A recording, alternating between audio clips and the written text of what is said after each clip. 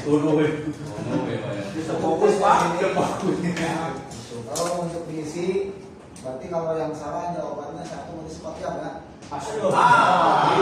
Yang benar semua dapat apa? Nasi padang. Nasi padang. Dulu mah yang briefing mah nasi padang. Yang benar semua dapat apa?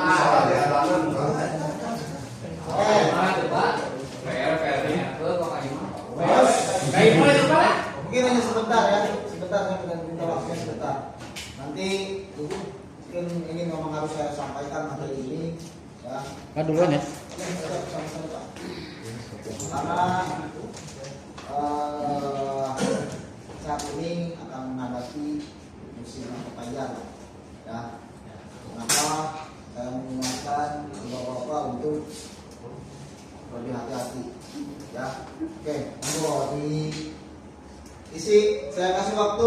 Kasih nama. Saya kasih waktu 15 menit. Seperti yang merah ini. Bapak Windy. Seperti yang merah ini. Bapak Windy.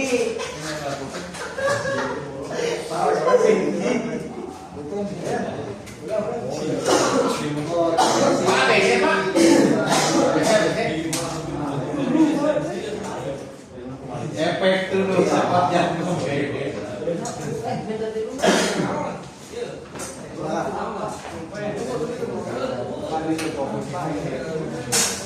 Bedeng, duduk.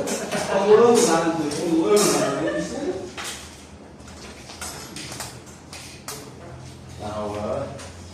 Nah, ini soal yang sama. Bapak Windy. Soal yang sama. Ini mau dari itu saya sampaikan. Terkecoh misalnya kan. Terkecoh tadi. Makanan ya Pak. Silakan untuk diisi. Saya kasih waktu 15 menit.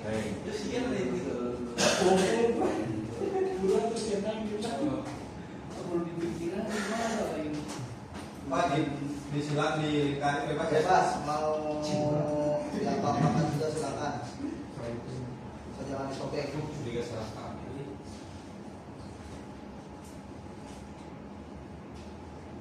Hari ini mikir.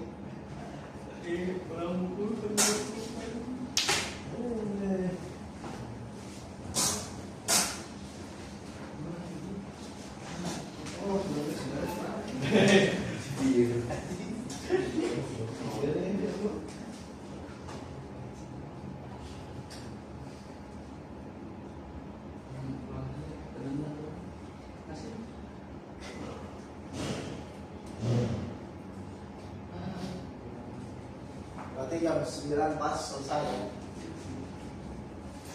Yang sudah selesai sekarang nggak apa-apa. Untuk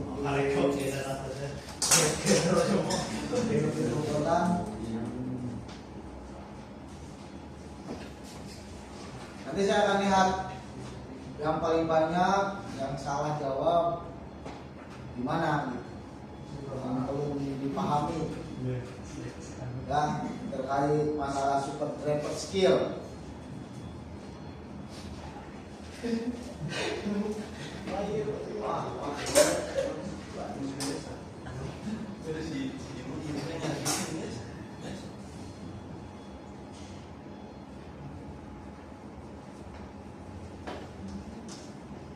Ya, 10 menit lagi.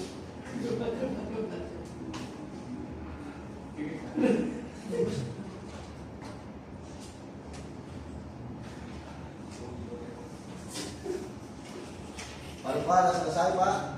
Apa yang sudah selesai? Itu. Oh, Pak, cuma beres deh. Boleh bukan Pak. Kurang beres.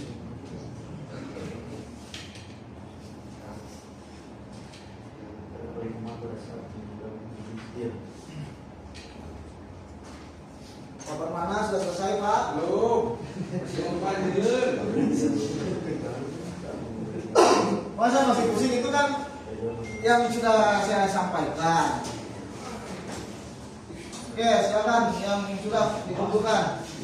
Pulang. Tunggu dulu. Tunggu dulu. Tinggal banyak. Tunggu dulu. Silakan. Sakit juga ya.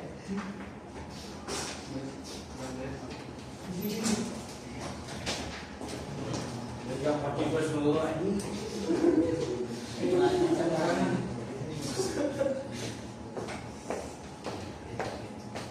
Oke, bawa sokok. Nggak lupa aku kalau saya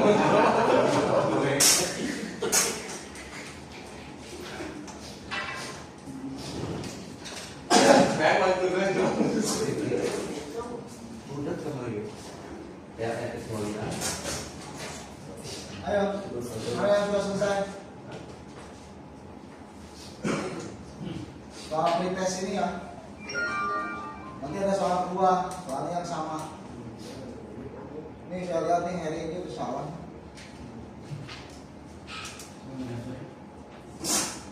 Tapi jawabannya sebetulnya cuma dia salahnya terkecoh dengan pertanyaan. Mana boleh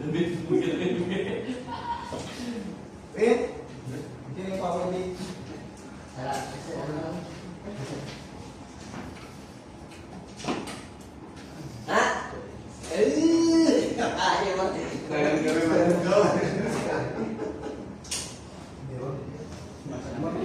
Apa lagi sih?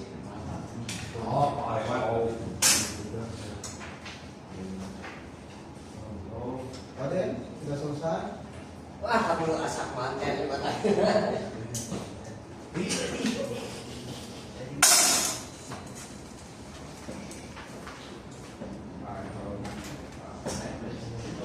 Tiga menit lagi. bisa lagi ya.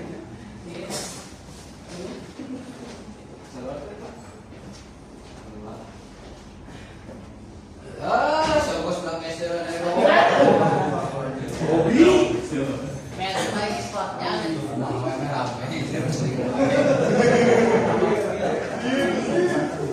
Ayo. Lima detik deh. Oh, jangan siya na dapat gawin. Kamu lo tidak mikirnya macam ini.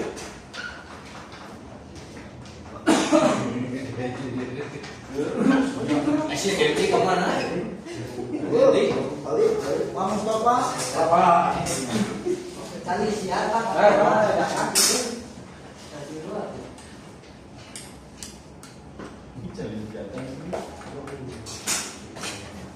Pak Nendi masih ada nggak Pak Nendi? Nggak ada Pak. Mau bisa mana? Pak Nendi sudah selesai kan? Mana mau naik kelas ya? Nah, mau naik punten ini Pak. Punten.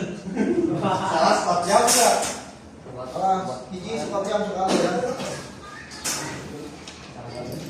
Salah di mana pertanyaan? Lalu saya ingin KKB. Baik.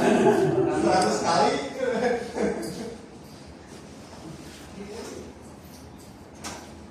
Wah, jika nama sama ini jawabannya. Ini udah selesai semua? Lalu Peralihan Pak semua Pak. Kami juga Pak tuh. Semuanya orang. Bapak Windy.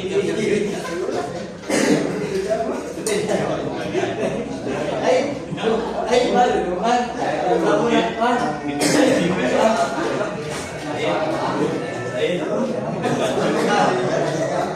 Kamu nasi Pak.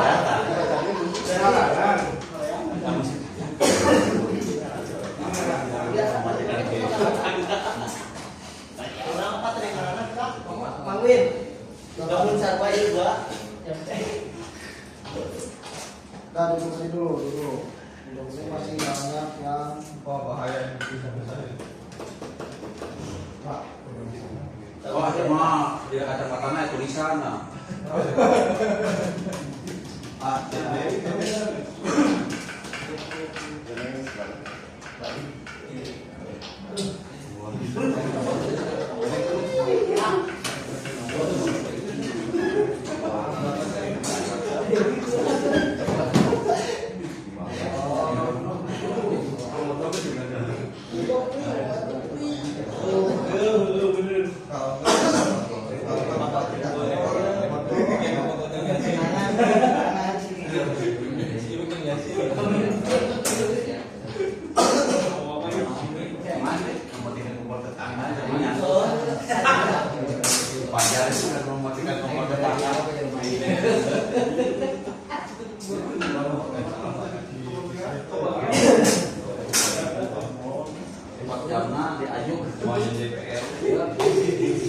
biar spesial lembar akhir.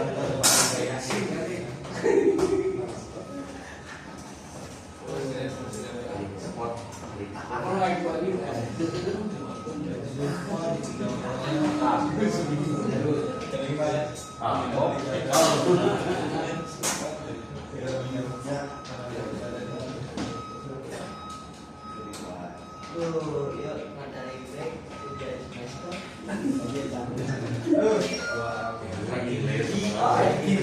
semester. Yang kamera kamu lah. Salah dilalu pindah ke tukang. Oh. Ini beresan.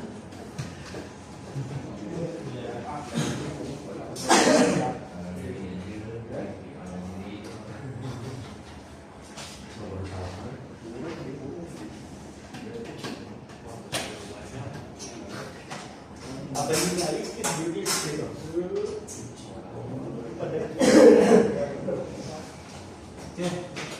Salam gue ya.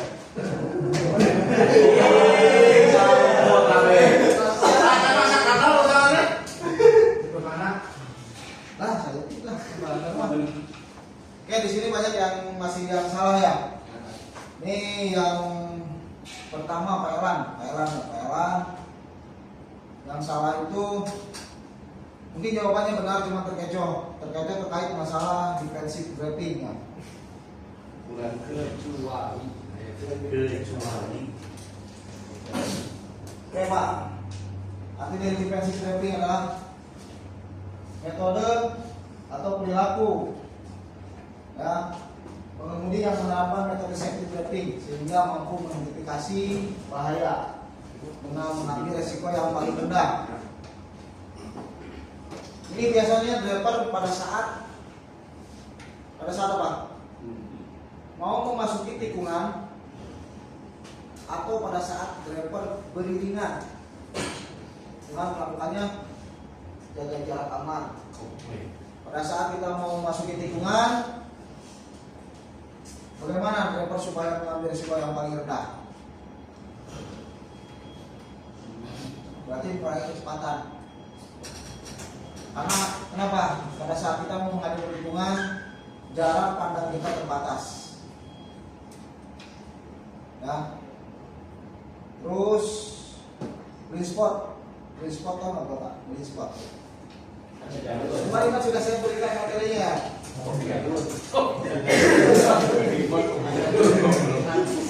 Pasti udah apa sih ini ngomong? Blind spot apa?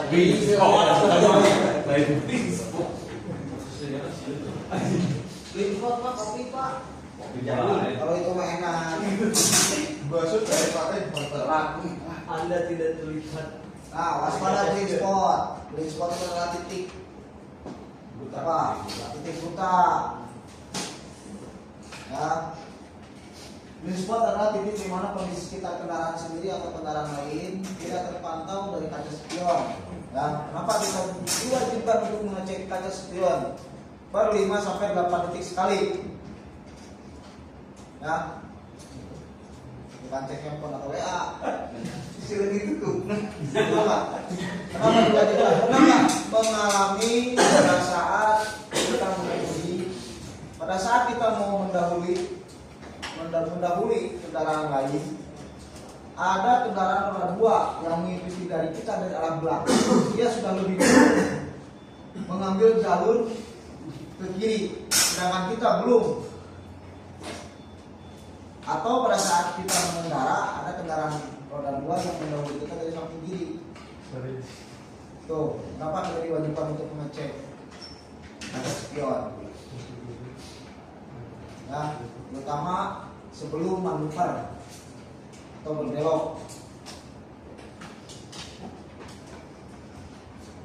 Oke, terus MAR.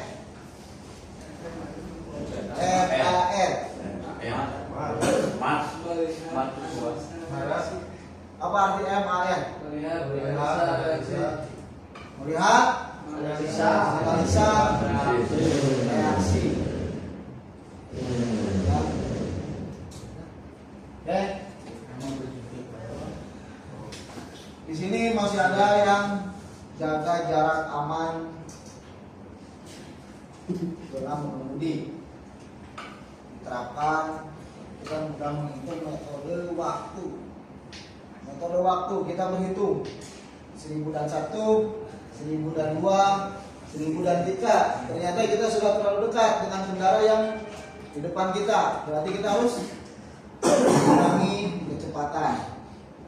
Supaya apa? Itu tadi masih berkesinambungan. Kita ambil dengan defensif, ya, mengambil resiko yang paling terendah apabila kendaraan depan kita berhenti secara mendadak. Ya, kita masih memiliki ruang untuk menghindari supaya tidak terjadi tabrak belakang. Yang namanya tabrak belakang itu tidak ada pembelaan, tetap yang nabrak salah. Nah, malah sekali murah sih ya. Ngomong tabrak Rubicon, wah, Sawah. ya. Sawah. Coba aja, Bapak adu argumen pada saat di jalan kita tabrak dari belakang. Susah. Pasti yang ditabrak itu akan membahas Bapak gak jaga jarak aman, udah selesai, kelar gitu. Mau teori keluar A, B, C tidak. Kalau yang ditabraknya keluar bahasa Bapak tidak jaga jarak aman, udah. Mau seperti apa lagi? Ya, betul nggak? Beda halnya kalau yang ditabraknya itu lampu remnya mati atau lampu sennya mati, itu pun masih bisa berkelak. Berkelaknya apa?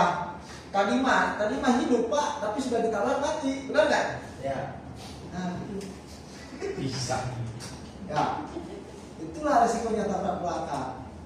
Makanya kita harus lebih menghindari. Ya, yang hal ini, yang pertama biasa kita gunakan pada saat kita mendahului kendaraan lain. Yang pertama kita melihat zona di belakang kita. Sudah aman atau belum? Pastikan bahwa di belakang kita sudah aman. Ya. Kalau sekiranya sudah aman, kita melihat ke depan. Apa di depan kita sudah aman atau belum? Ya. Kalau sekiranya sudah aman, berarti kita baru menganalisa berapa kecepatan yang mau kita tambah. Kalau kendaraan di depan kita kecepatannya 60 km per jam, berarti kita harus menambah berapa? 70.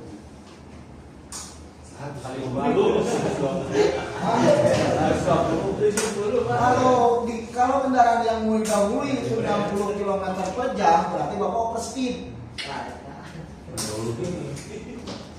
Ya, betul nggak? Jadi kudu turun ya. Ya pada intinya, pada dasarnya di negara kita ini diwajibkan untuk antri terkecuali dalam keadaan urgent. Contoh halnya apa Pak Tony? Kendaraan dalam kondisi urgent apa? Bulan. Cek belum. Damkar. Maksud.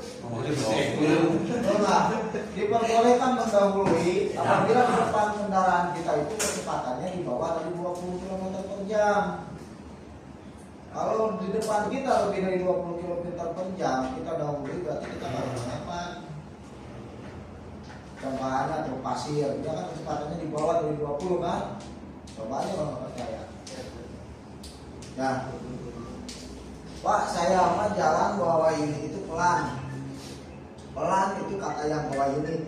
Tetapi kalau kata orang yang sedang di jalan, Bapak bawa unit 20 km per jam itu cepat. Coba aja nanti pas kita sudah selesai kita nongkrong pas sambil makan bakso. Mobil seret lagi tarik ke mobil. Padahal aja pemawanan mah kita laut. Ya. Karena yang dilihat orang yang sedang berdiri, sedang diam, itu kendaraan terlihat cepat. Beda halnya orang yang mengemudikan. Kalau yang mengemudikan itu dia kecepatan di 100 km per jam pun pelan. Contohnya di mana? Di tol. masih terasa pelan, masih mau nambah. Betul nggak? Yang harus diperhitungkan apa? Pada saat kita membawa kendaraan, yang harus diperhitungkan beban atau muatan, ban yang digunakan itu harus diperhitungkan. Jangan asal kita menunjang. Makanya kenapa kita dianjurkan untuk selalu pengecekan balok pada saat kita sebelum melakukan pengiriman, ya. Tolong perhatikan di rekam akan juga itu, ya. Saya yakin Suryana Permana pasti akan jadi pertanyaan Pak Tony, ya. Karena ini udah direkam. Betul. Nah, kegiatan seperti ini saya nggak main-main. Nah, karena saya mengadakan kegiatan bukan atas saya pilih. Saya juga inginnya tidur, ingin tidur, rebahan, nyantai. Tapi tuntutan manajemen beda. Kita harus tahu porsi bagaimana porsi kerjanya driver, bagaimana porsi kerjanya saya. Tuh. Harus saling memahami. Ya saya unik ya, jujur bener. Yang mah nyantai jadi kontrakan. Saya buat cantik, benar kan? Saya nggak mau saya mengingatkan Pak Heri, mengingatkan ini saya nggak mau. Nah, tetapi kalau sekiranya sudah kejadian, yang dirugikan siapa? Ya, yang sudah mengalami siapa? Betul nggak? Betul. Yang sudah mengalami hoki atau pihak yang lain, bagaimana sih ruwetnya urusannya? Walaupun materi ini tidak memungkinkan untuk menyelamatkan kita 100% pada saat di jalan, betul nggak? Ada nggak pedoman materi yang bisa menyelamatkan kita pada saat di jalan? Nggak ada kan? Sabu pun enggak. Nggak ada. Saya yakin nggak ada. Cuman setidaknya kalau kita tahu materi yang untuk menjaga, kita tidak terlalu sering. Hanya seperti itu. Kalau saya tahu di dasarnya materinya seperti ini untuk menjaga keselamatan. Tetapi kalau kita nggak didasari dengan materi, bagaimana? Pasti ugal-ugalan. Betul nggak? Ya, sekarang gini, pada dasarnya gini. Udah kalau di ujung jalan, pada jajan dulu. Sana aja mereka mengerek di tengah jalan, sana kamu disangkut pautin dengan agama, udah tuh. Wanita di anu bisa jalan, sana ya, udah tuh. Tapi kan anu di jalan kan tetap mengarati saha. Bingung lagi bapak supaya bisa jalan. Nah, makanya kenapa saya sering menyampaikan terkait masalah super driver skill. Ini adalah suatu ilmu. Supaya apa? Nanti saat ini mungkin nggak terlalu penting buat bapak-bapak. Saya yakin saat ini bapak-bapak merasa nggak terlalu penting. Tetapi suatu saat kalau bapak-bapak sudah tidak bergabung, ini sudah jadi satu materi atau pedoman tiap perusahaan delivery. Nah, coba tanyakan kawan-kawan. Tapi kalau bapak sudah memahami materi ini, saya yakin bahwa bapak pada saat melamar ke logistik lain, saya yakin gak bakal jadi driver, bakal jadi staff ini. Namun apa lagi materi ini? Karena ini masuk ke 3K. Jadi mancing wedina tukang setir. Jadi begitu orang interview, seperti lagi pak jelaskan, mau bertanya, bapak jadi koordinator saja, jadi driver.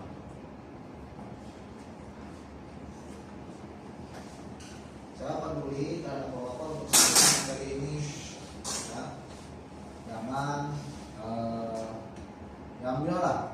Desember sampai bulan Januari,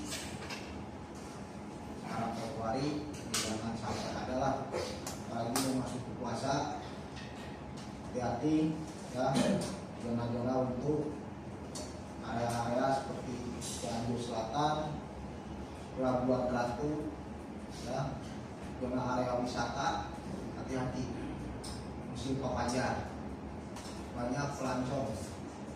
Yang paling bahaya itu bukan kendaraan roda 4 tapi roda 2, anu biasa ngapompoi di daerah-daerah jalan Cikidang, murahnya itu paling bahaya.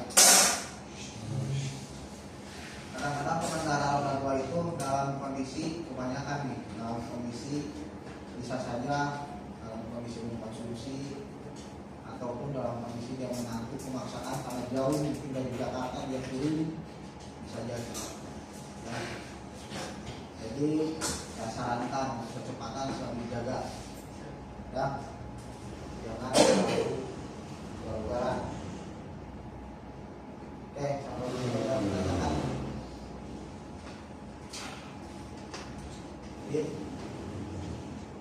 tunduk bahaya kan? Ya di sini masih perlu banyak yang diperbaiki ya. Tolong ada saya juga ada di papan maju ya. Mungkin saat ini tidak berguna, tapi kalau sudah mengalami oke, udah pelan hanya oke. Dia ditanya sampai A, dari A sampai dia mungkin tidak keluar ditanya. Itulah yang disalahkan siapa? Pikonya kenapa tidak memberikan materi? Begitu ditanya diinterogasi kan awal begini.